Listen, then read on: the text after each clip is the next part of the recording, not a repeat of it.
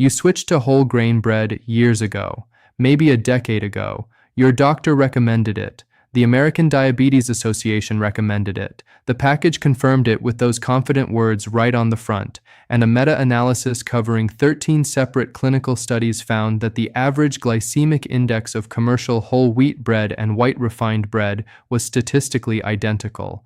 Both scored approximately 71, the same high glycemic category as a candy bar.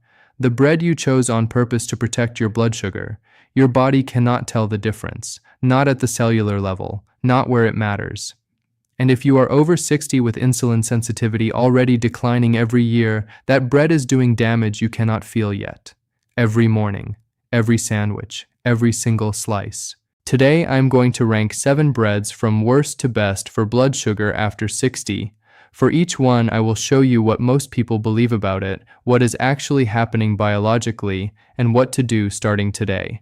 And the bread ranked number 1 does not just avoid spiking your blood sugar. Clinical research shows it can actively lower the insulin your body needs to process a meal. That is a different category entirely. Stay with me because number 3 on this list is the one people argue with me about most. It is a bread most physicians specifically recommend, and the data will surprise you. I'm Dr. Jake Taylor. Write your country in the comments right now, and if you are new here, subscribe and turn on notifications. I make these videos every week for people over 60 who want evidence-based health information they can actually use. Let me tell you about Patricia. She was 67, had been managing type 2 diabetes for 3 years, and had followed her physician's dietary guidance precisely. She eliminated white bread completely. She chose whole wheat exclusively. She monitored her glucose consistently. Her 2-hour post-meal readings were not improving the way her physician expected. When she came to my practice and brought her bread label to the appointment, the first ingredient listed was whole wheat flour, ground fine, particle size below 150 micrometers. Metabolically, her body could not distinguish it from white flour. We switched her to real sourdough made from coarsely milled whole grain with a short fermented ingredient list. Her 2-hour post-meal glucose dropped an average of 22 points within 3 weeks. Same portions, same meal timing, same medication. One change. She said, "I did everything right for 3 years. The bread I chose was the problem." Today I am going to make sure you know exactly what she changed and why. Here is the single concept that makes every bread on this list make complete sense. When you hear whole grain, you picture an intact wheat kernel, bran on the outside protecting everything inside, germ in the middle, starchy endosperm packed within, all of it together, the architecture nature assembled. That image is the reason you trust the label. Here is what actually happens at the factory. That kernel goes into an industrial roller mill that pulverizes every part into a powder with particle size below 150 micrometers. At that size, the bran has been shattered into fragments too small to act as a physical barrier. Your digestive enzymes reach all the starch at once. Think of it this way. Imagine a log cabin with solid walls. Wind cannot penetrate. That is an intact grain kernel. Your digestive enzymes work slowly from the outside in. Blood sugar rises gradually. Now run that same cabin through a wood chipper. Every piece of wood is still present. The label could accurately say contains 100% log cabin materials. But it is not a cabin anymore. It is a pile of sawdust and the wind goes straight through. That is whole wheat flour. Same ingredients, same nutrition label, completely different metabolic result. Researchers confirmed this precisely. Bread made from coarsely cracked wheat with grain particles larger than 2 millimeters had a glycemic index 20 to 30 points lower than bread made from the identical wheat ground fine. Same grain, same fiber content, same nutrition facts, completely different blood sugar response. That gap is not a minor detail. It is the difference between a food that protects you and one that is quietly damaging your blood vessels twice a day. Here is the part that I find genuinely frustrating about this situation. The FDA requires that bread labeled whole wheat must use 100% whole wheat flour. That sounds like meaningful consumer protection, but the FDA does not regulate how finely that flour is milled. A company can pulverize whole wheat into a powder with the same particle size as white flour, mix it with molasses or caramel coloring to produce a brown appearance, stamp whole grain on the front in confident letters, and sell it as a health food. Every statement is technically accurate. The metabolic reality is completely different from what the consumer reasonably believes they are purchasing. This is not a minor regulatory gap. This is the reason that millions of people managing blood sugar have been making what they believed was the right choice every morning for years and wondering why their numbers are not improving the way they should. Write bread in the comments right now if you have been choosing whole wheat and assuming you were protected. I want to see how many people in this community have been where Patricia was. Now, the 7 breads, worst to best. Number 7. Honey wheat bread. It is everywhere. The packaging is warm and wholesome. Natural. Honey, wheat. All the right words on the front. The wrong reason people trust it is the honey. They hear honey and assume natural sweetness means a gentler response. The real problem is the base flour. Most honey wheat breads from major national brands list enriched wheat flour as the first ingredient, not whole wheat flour. Enriched flour is white flour with vitamins added back after milling stripped them out. Its glycemic index sits around 73 to 75, virtually identical to plain white bread. Combined with added sugars and often high fructose corn syrup, honey wheat bread can spike blood sugar faster and harder than a standard white slice. You were not careless for buying it. A company can take flour that behaves metabolically like white flour, color it brown with molasses or caramel coloring, put honey wheat on the front, and sell it as a health food. The FDA does not regulate how finely the wheat was ground, only that the grain was used to begin with. The label can be technically accurate and metabolically misleading at the same time. Tonight, pick up the bread in your kitchen and flip it over. If the first ingredient says enriched wheat flour, you now know what that means. Replace it. Number 6. Standard commercial whole wheat bread. The bread most physicians specifically recommend.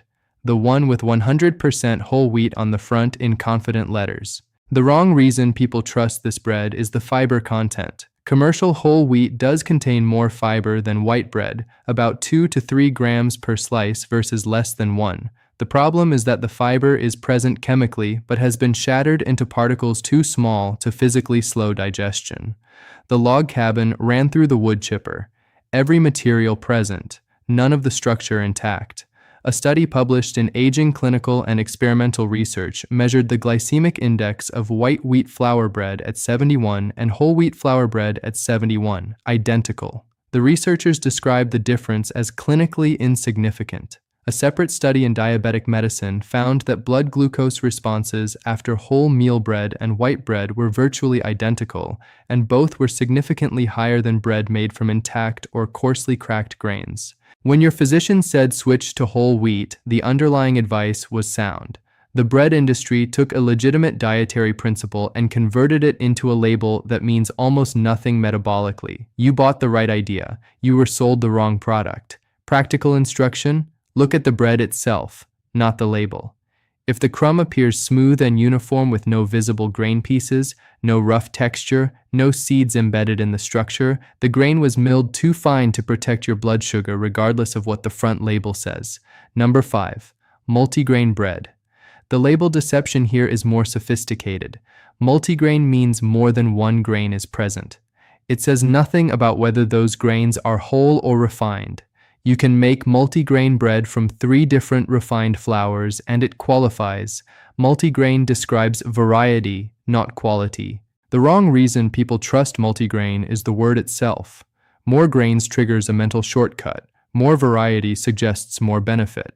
Multigrain bread made from refined flours has a glycemic index around 66. Better than white bread in a narrow technical sense, still in the medium to high range, and for people over 60 with reduced insulin sensitivity, even medium glycemic foods can produce significant glucose elevation. Here is the opportunity within the warning. If every grain in the ingredient list has the word whole preceding it, whole wheat, whole rye, whole oat, and the flour is coarsely ground, a multigrain bread can score as low as 41 on the glycemic index. The gap between 66 and 41 is enormous. That is the difference between a food that hurts you and one that actively helps you. Practical instruction: check every single grain listed, not just the first, every grain. If even one appears without the word whole in front of it, the bread is metabolically compromised. Number 4. Whole wheat pita. The wrong reason people assume pita is safer is portion size. A pita is smaller than 2 slices of bread. Less volume, less impact. But pita flour is typically milled extremely fine because the thin, flexible texture requires it. And because pita is flat, virtually all of its surface area is exposed to digestive enzymes simultaneously. A thick slice of bread has some interior starch protected by structure. Pita has no interior. It is all surface. Most commercial whole wheat pitas have a glycemic index in the mid to high 60s, and because they are thin and require minimal chewing, people eat them quickly. Speed matters. When food reaches the stomach rapidly, the glucose surge arrives faster. Your pancreas has less time to prepare. After 60, that response system is already working more slowly than it did at 40. Here is the meaningful exception. Pita eaten with protein and fat, hummus, olive oil, chicken produces a significantly lower glucose response than pita eaten alone. The fat and protein slow gastric emptying. The same pita becomes a different metabolic event depending on what accompanies it. Let me tell you about Robert. He was 71 and eating whole wheat pita with vegetables at lunch daily, believing he was making an exemplary choice. His mid-afternoon glucose readings were consistently higher than expected. When we added 2 tablespoons of hummus and a few slices of cheese before the pita, his identical lunch produced a reading 18 points lower 2 hours later. Same pita, same total food, different sequence. He told me, "I thought the label made it safe. Nobody told me what I ate with it mattered more." Practical instruction: never eat pita alone. Always eat protein before you take the first bite of pita. Always. Before I get to the 3 breads that genuinely protect your blood sugar, I want to stop for a moment. If this is connecting information you have encountered in pieces but never seen clearly organized, subscribe right now. We publish every week. 3 seconds, subscribe, and let's continue. Number 3. Sprouted grain bread. This is where we cross into bread that is structurally different at a fundamental level. Sprouted grain bread is not made from flour. It is made from whole grain kernels that have been allowed to germinate, and then the sprouts are mashed into dough and baked. No milling, no pulverizing. The log cabin stays partially standing. The sprouting process changes the starch itself. During germination, enzymes within the grain increase resistant starch content, meaning starch your small intestine cannot break down. It passes to the large intestine where gut bacteria ferment it. Instead of entering your bloodstream as glucose, it feeds your microbiome. Your blood sugar rises more gradually. Your pancreas works less. The glycemic index of sprouted grain bread sits between 36 and the mid-50s, depending on variety. Compare that to 71 for commercial whole wheat. That gap represents weeks of better glucose readings for someone who makes the switch consistently. Not all sprouted grain breads are equal. Some brands add refined flour to achieve a softer texture. Check that the first ingredient says sprouted wheat, sprouted barley, or sprouted lentils. If flour appears in the top 3 ingredients, the metabolic benefit is reduced. Sprouted bread is typically found in the freezer section or the natural foods aisle. The short ingredient list is the quality signal. Number 2. Traditional pumpernickel. Not the version sold in most American supermarkets, which is often rye bread colored with cocoa powder. Authentic German-style pumpernickel baked at low temperature for 16 to 24 hours. Traditional pumpernickel uses coarsely cracked rye kernels, not fine flour. Grain particles large enough to physically resist your digestive enzymes. The log cabin with walls still standing. The long low-temperature baking process additionally creates resistant starch that your small intestine cannot process at all. Instead of entering your bloodstream as glucose, it feeds your gut bacteria. Published data puts traditional pumpernickel's glycemic index between 41 and 46, lower than most whole fruit. A study examining diabetic patients found blood glucose responses after coarsely ground rye bread were significantly lower than after both white bread and standard wholemeal wheat bread. Research on older adults specifically has also found that rye bread produces lower post-meal insulin responses than wheat bread. That matters because after 60, your pancreas is already working harder than it should. Anything that reduces the insulin burden is protecting your long-term metabolic capacity. Authentic pumpernickel is difficult to find in standard supermarkets. European bakeries, specialty stores, and online sources are your best options. When you find it, buy multiple loaves and freeze them. It keeps extremely well frozen, and the metabolic benefit is completely preserved. Now, number 1. The bread that does not just avoid damage. The one where clinical research shows it can actively improve how your body handles insulin. Traditional sourdough made with a natural starter culture fermented for 12 to 24 hours. Not the soft supermarket sourdough with its one-day fermentation and added yeast. Not the sourdough from a sandwich chain. Real sourdough made the way it has been made for thousands of years. During true long fermentation, lactic acid bacteria produce organic acids, primarily lactic and acetic acid. These acids slow gastric emptying. Food moves through your stomach more gradually. Glucose enters your bloodstream more slowly. Your pancreas does not have to mount an emergency insulin response. The spike is moderated before it can build. The glycemic index of properly fermented sourdough sits between 48 and 54. Some studies show it lower, in the mid-40s. But here is the finding that matters most for older adults. A clinical study published in Acta Diabetologica followed subjects with impaired glucose tolerance, people in the pre-diabetic range. Meals containing sourdough produced significantly lower blood glucose responses and significantly lower insulin responses compared to meals with standard yeast-leavened bread. The sourdough required less insulin to process, less pancreatic strain, less beta cell exhaustion, less progression toward full diabetes over time. A separate study found that white wheat bread caused 45% more insulin secretion compared to sourdough whole grain bread. Not in diabetic patients, in healthy people. The critical caveat, sourdough only works if the fermentation is real. Many commercial bakeries add vinegar or citric acid to create the sour flavor without the actual fermentation process. That produces the taste with none of the metabolic benefit. Real sourdough has a short ingredient list: flour, water, salt, starter culture. If yeast appears alongside the starter, fermentation was shortened. If vinegar appears, you are looking at flavor simulation.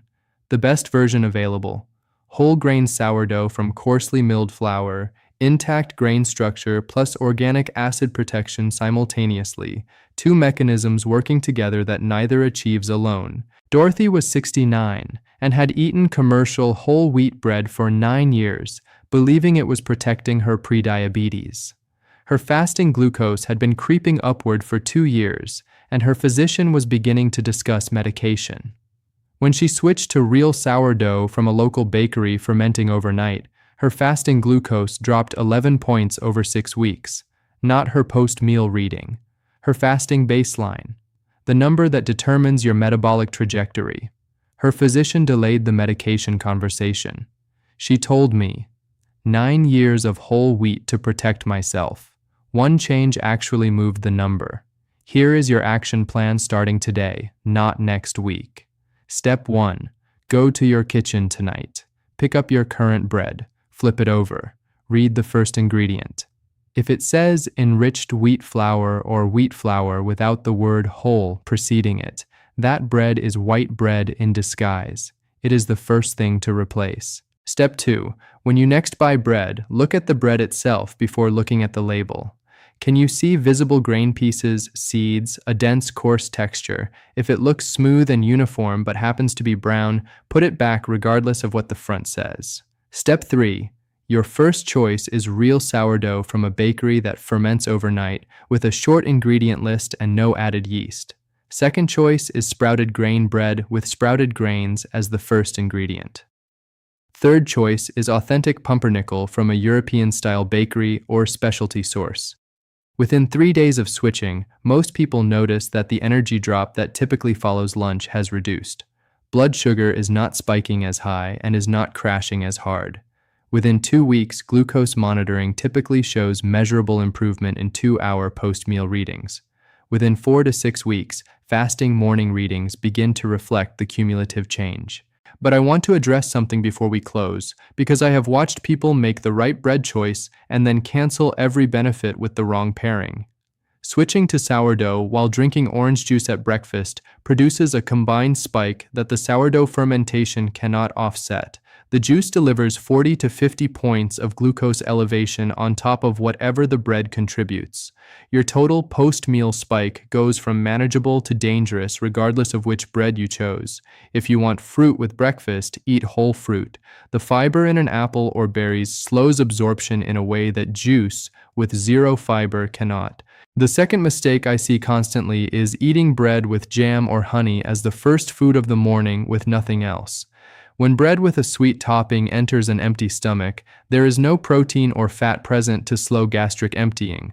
The glucose surge hits rapidly. Research shows that eating protein and fat before carbohydrates reduces the glucose spike from the same meal by 30 to 40%. Eat 2 bites of egg or a piece of cheese before the bread. That sequence changes the metabolic outcome of the identical meal. The third mistake is eating bread after 7 or 8 p.m. When bread enters your system as your body's circadian rhythm is winding down, insulin sensitivity is at its lowest point of the day. Muscles are less metabolically active. Cells are less hungry for glucose. The spike from that bread carries into your overnight hours and elevates the baseline your liver is working from at 3 or 4 a.m. when it begins its natural glucose release. You wake up with a fasting number that makes no sense given how carefully you ate the day before. If you eat bread, eat it at lunch. Insulin sensitivity peaks in the early afternoon. That is when your body handles carbohydrates with the greatest efficiency. Helen was 73 and had switched to sprouted grain bread and was seeing modest improvement in her 2-hour readings. But her fasting morning numbers were stubbornly elevated. When I asked about her evening routine, she described a slice of sprouted bread with avocado at around 9 p.m. as a light dinner. That single change, moving the bread to lunch and replacing the evening meal with protein and vegetables, dropped her fasting glucose by 9 points over 3 weeks. The right bread at the wrong time was still creating a problem. She told me, "I thought I had solved the bread issue. I did not know when I ate it mattered as much as which one I chose." You are not broken. You were not careless. The label you trusted was designed to satisfy regulatory requirements, not to tell you whether the grain structure was intact. Now, you know what the label cannot tell you. You know how to read the bread itself. One more thing worth saying clearly. This is not about perfection or eliminating bread from your life. It is about replacing one specific product with a better one. The effort required is minimal. Go to a different section of the store or a different store entirely. Read one line of the ingredient list before you buy. Look at the bread rather than just the package. 3 small decisions that produce a measurably different metabolic result every time you eat. Tell me in the comments which bread surprised you most. Was it the honey wheat that scores 73 on the glycemic index while advertising natural on the front?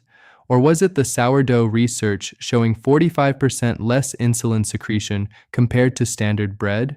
Type your answer below and tell me which country you are watching from.